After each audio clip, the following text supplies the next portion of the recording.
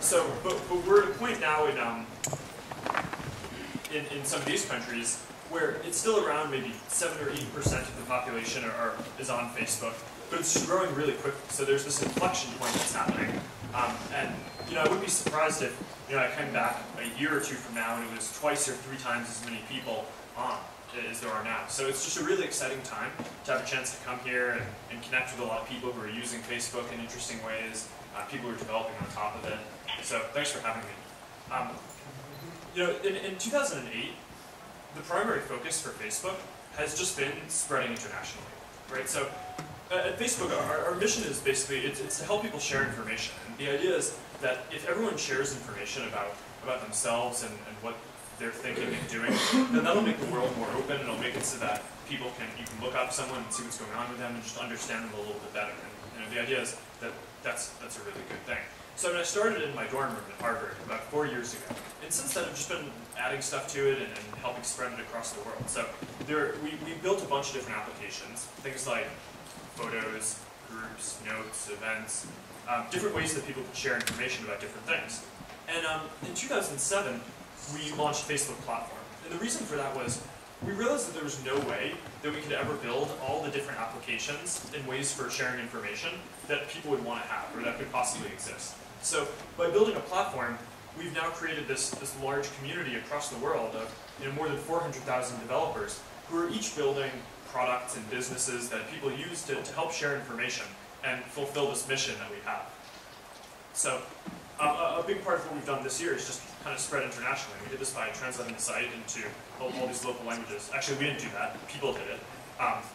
Spanish was the first language that we opened for translation, and users translated themselves. So there's more than 300,000 different words on the site, so it's pretty intense language. But folks who use the site, who are Spanish users of the site, translated the site into Spanish in less than 2 weeks. And since that, we've just had tremendous growth in a lot of parts of Latin America. Spain has really picked up, and it started spreading a lot. So that kind of brings us to where we are today, where the site's available in more than 20 different languages. There are 60 more that are currently being translated by people. There are currently more than 100 million people across the world who are using Facebook. So when you guys build applications, that's the potential audience that you can reach. And that's kind of just what we've been working on. So in terms of platform, the next evolution that I want to talk about, and something that I've heard you guys talking about a bit, is Facebook Connect. Right, so we started off with Facebook Platform, which basically made it so that people could build applications inside Facebook. And the goal was to make it so that other developers can build all the same types of applications that we could inside Facebook, right? So access to the same types of things like boxes, feeds, things like that, access to people's information. With Facebook Connect, what we're trying to do is we're trying to make it so that people can now build all the same kinds of applications that they could build in Facebook, now outside of Facebook, on the web or on mobile phones or into software or whatever else they want to do. So that's kind of the really big picture of what we're trying to do. And there are a few different things that I just want to highlight just very quickly, and then just probably take questions. So the way we're rolling out Facebook Connect is we're starting off with a few partners, just to make sure that everything works the way that we want it to, and that users are comfortable sharing their information using Facebook Connect, and that everything is clear. So it's like when you click that Connect button and you bring your information to another site, you can bring all of the different contacts and like pieces of information that you have, all the media, photos, videos, all that. And you can also bring your friends, right? So there's functionality that you can connect all of the people who are using your site, even if they haven't all connected their accounts to Facebook. There's a way to make it so that you can basically link up people's accounts so that the people who are friends on Facebook get synced up onto your site. And also you can make it so that people can bring the rest of their friends who aren't on your site yet to your site. So Facebook Connect should make it so that you can build all the same types of applications on your own website, build your own brand, your own website, everything that you want, outside of Facebook that you could build before, and should make it easy to make different sites social and to bring people's friends into them and to grow faster. So that's the high level on Facebook Connect, and I'm just happy to answer any questions that you guys have on that. Before going to questions, though, one thing that I just wanted to address really quickly, just because I think it's probably just a good thing to go over with this group, is the type of applications that we at Facebook want to see people develop, right? The type of things that we've seen work really well, especially in the new design. So the basic reason why we made this new design, for those of you guys who haven't been following the developer blog and just the different things we put out, is as time has gone on, people have shared more and more information on the site, right? So 4 years ago when we were getting started, people shared very little information, right? They put in their interests, they connected to people, but that was about it, right? I mean, people would update their profile maybe once every couple of months or so. And then over time, as we added new ways for people to share information, for example, photos or groups, people started sharing more information at more frequent intervals. So maybe every couple of weeks, someone would upload a photo album, for example. And now it's at the point where, because of things like status updates, wall posts, and all the different applications that you guys have built, it's pretty normal for people to update, add information a few times a day.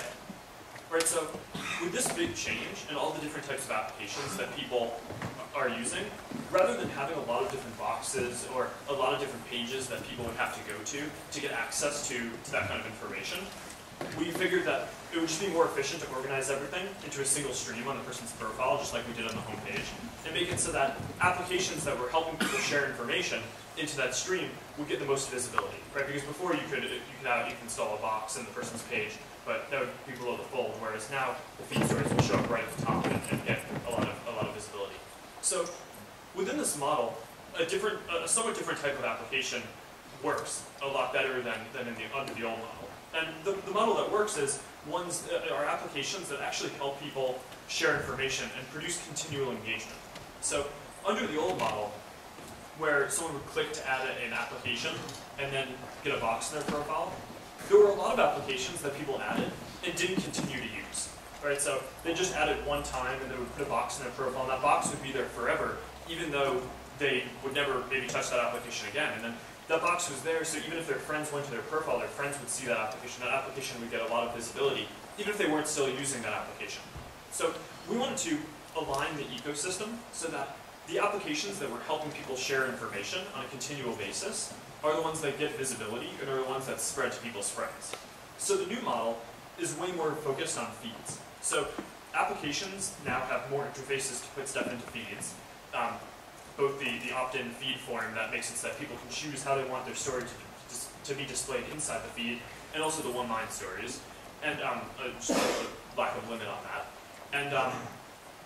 And the idea is that now, if people are using your application on a continual basis, or using it every day to share information, then your application will get way more visibility and will help people be able to share way more information than it ever could before.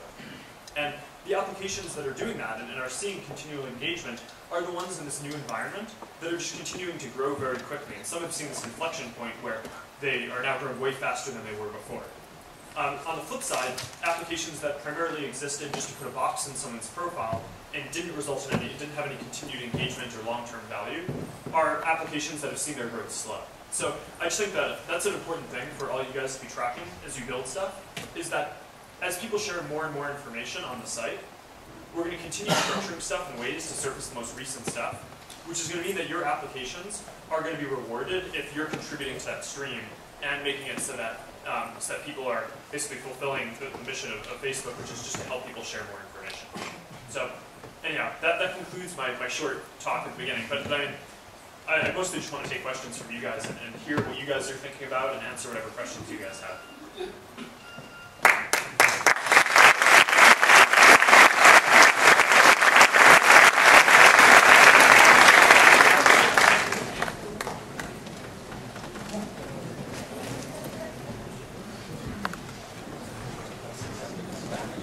Si alguien quiere hacer una pregunta en castellano, me la puede hacer a mí y yo enseño a translate any questions that come in Spanish.